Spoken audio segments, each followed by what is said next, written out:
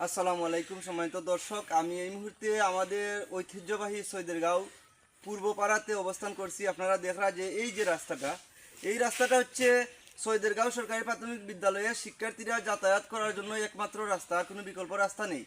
তো সেই রাস্তার পরিস্থিতি আমরা দেখে সৈয়দেরগাঁও যুব সমাজ আমরা উদ্যোগ নিয়েছি। আমাদের উদ্যোগকে আমাদের গ্রামের সর্বস্তরের মানুষ এবং মুরব্বিয়ানরা আমাদের উদ্যোগকে স্বাগতম জানিয়ে আমাদেরকে যে দিক নির্দেশনা পরামর্শ দিয়েছেন সেই পরামর্শ অনুযায়ী আজকে আমরা প্রত্যেকটা ফ্যামিলি থেকে আমরা বাস সংগ্রহ করতেছি। আমাদের বাস সংগ্রহ করার কাজ আজকে চলতেছে। আগামীকালকে আমরা এখানে সাকু দিব।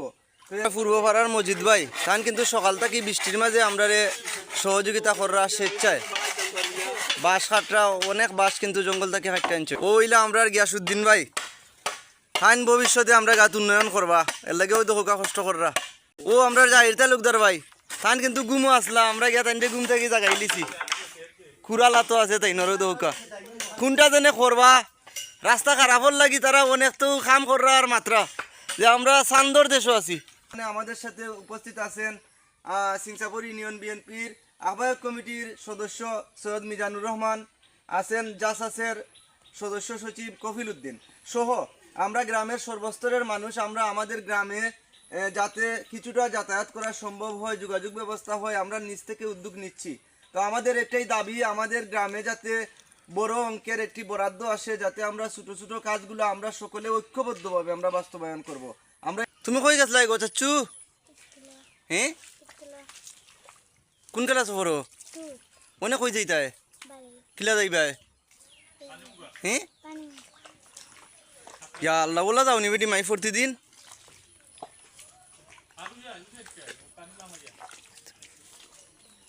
ইয়া ও অবস্থায় যাওয়ানি হায় রে হায়।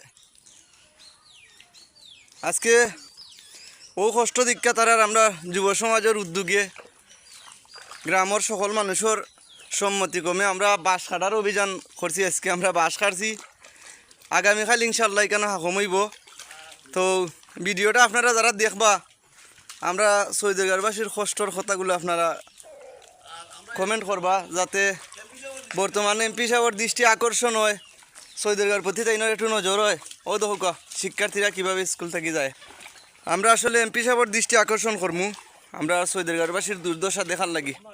সৈয়দেরগাঁও পূর্বপাড়া থেকে আমরা শুরু করছি।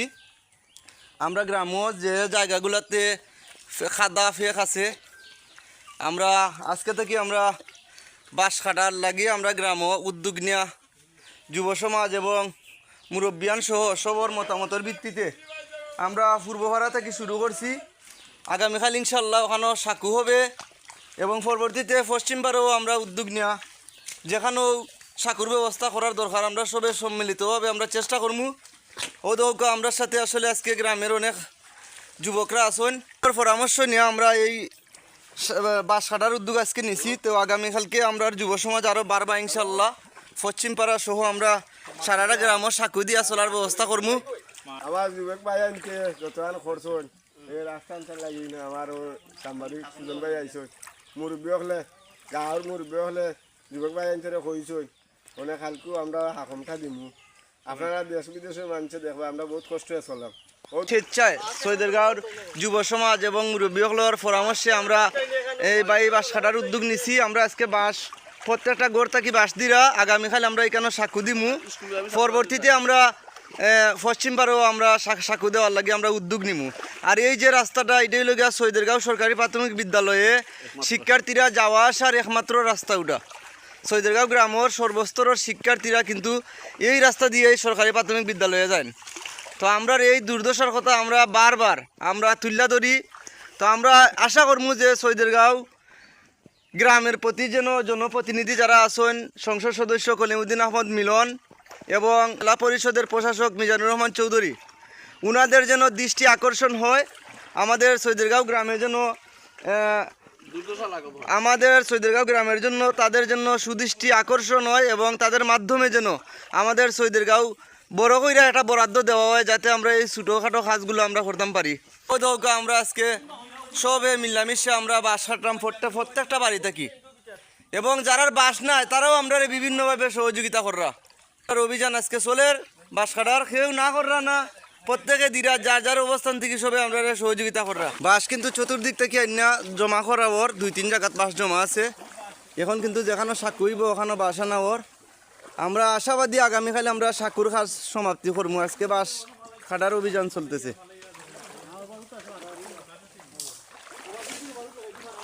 আসলে আমরা নিজেদের কাছে আমাদের অনেক কষ্ট লাগে যে আমাদের সৈয়দগাঁও গ্রাম ঐতিহ্যবাহী একটি গ্রাম, কিন্তু যোগাযোগ ব্যবস্থা এবং রাস্তাঘাটের দিকে আমরা কিন্তু অনেকটাই পিছিয়ে রয়েছি। যেখানে আমাদের গ্রামে সরকারিভাবে কোনো ধরনের বরাদ্দ কোনো দিন বড় অঙ্কের আসেনি। আমাদের গ্রামের বিভিন্ন ব্যক্তিরা কিন্তু নিজ উদ্যোগে অনেকটাই উন্নয়ন করার চেষ্টা করেছেন, কিন্তু তবুও আমাদের যোগাযোগ বিচ্ছিন্ন রয়েছে গ্রামটির। নিজ অর্থায়নে তো সব কিছু করা সকল সময় সম্ভব না। আপনারা দেখতে পাচ্ছেন সিংসাগর ইউনিয়নের 3 নং ওয়ার্ডের সৈয়দগাঁও গ্রামের রাস্তার দুর্ভোগের অবস্থা দেখতে পাচ্ছেন। তো আমাদের একটাই দাবি, একটাই কথা, আমরা বর্তমানে মেরামত করতেছি, সাঁকুর ব্যবস্থা করতেছি, বাঁশ কাটতেছি, বাঁশ কাটা চলতেছে। ওদিকে দেখতে পাচ্ছেন যে বাঁশ দুলানি হচ্ছে। তো আমাদের একটাই দাবি যে আমাদের 2 জন নেতা আছেন সাতকে, ওনারা যেন আমাদেরকে একটা বড় ধরনের একটা প্রজেক্ট দেন, যাতে আমরা এই দুর্ভোগ থেকে উঠতে পারি এবং আমাদের বাচ্চা কাচ্চা স্কুলে যেতে পারে। আমাদের অবহেলিত সিংসাপুরের 3 নম্বর ওয়ার্ডের সৈয়দগাঁও আমাদের ছোটো ছোটো রাস্তাগুলা বরাদ্দের জন্য দৃষ্টি আকর্ষণ করছি এমপি মহোদয়কে। আসসালামু আলাইকুম। আমরা সিংসাপুর ইউনিয়ন 3 নং ওয়ার্ড সৈয়দগাঁও গ্রামের এই যে রাস্তা, আজকে আমরা গ্রামের মুরব্বীদের পক্ষ থাকি আমরা সাঁকুর ব্যবস্থা করছি। এই রাস্তাটা শুধু আমাদের গ্রামের প্রাইমারি স্কুলের সকল ছাত্রছাত্রী যাতায়াতের এত দুর্ভোগ।